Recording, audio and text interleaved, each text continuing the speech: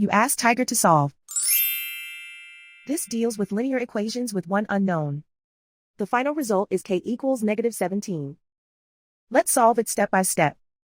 Simplify the expression. Expand the parentheses. Simplify the arithmetic. Swap sides. Group all constants on the right side of the equation. Add 18 to both sides. Simplify the arithmetic.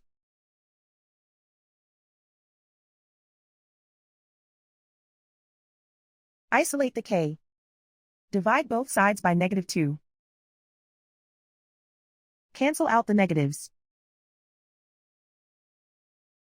Simplify the fraction.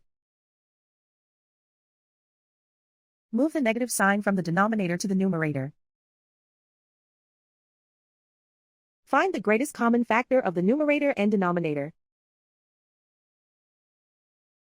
Factor out and cancel the greatest common factor.